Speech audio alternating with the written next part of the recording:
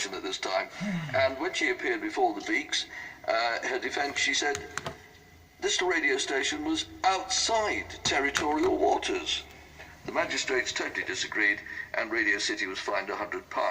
A lot of money in those days. If you work it out from 1967, that's probably going to be £1,000, £1,200 in today's money. But Dorothy took the difficult decision to close the radio station that evening at midnight. Tom Edwards, who was the senior disc jockey, was given the job of carrying out her wishes. Yes, that all happened very quickly, so that was a bit of a shock. I mean, we continued broadcasting as normal throughout the day. I think I put out a news flash saying that Radio City will close down at 12 o'clock midnight tonight. And one of my colleagues was on the air, so I sat in the TV lounge that we had in the other tower away from where we broadcast, and I thought, how on earth are we going to do the final couple of hours on Radio City? So I thought the best thing is I'll do a program from 11 till 12 o'clock midnight, not just myself, but to get all the disc jockeys together, to get all our engineers together. We had a very small crew on those towers at that time, and to more or less let everybody have their say, what they thought about the verdict in the court that particular day all those years ago, to say what they hoped for the future, had they got any professional or personal plans that they wanted to do. And that was the way I organized it. And I think it worked out well. I just shared the airtime with all of my colleagues and our engineering mates throughout that final hour. So what was the last record you played?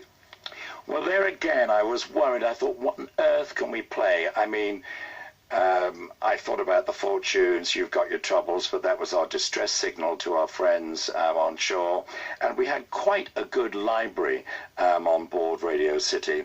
And I thought to myself, oh, the party's over for us here at Shivering Sands. Had no prospects whatsoever.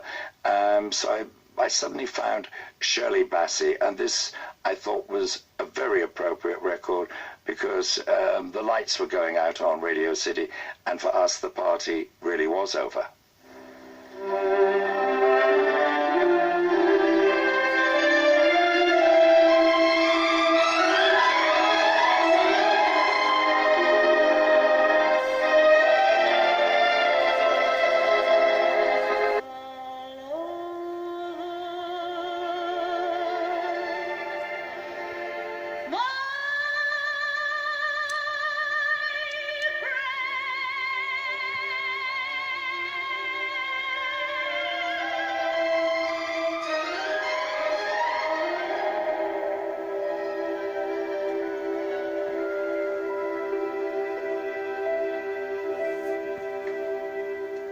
I remember some disc jockey on Radio Caroline back announcing that record once, saying the party's over, sung by Burley Chassis.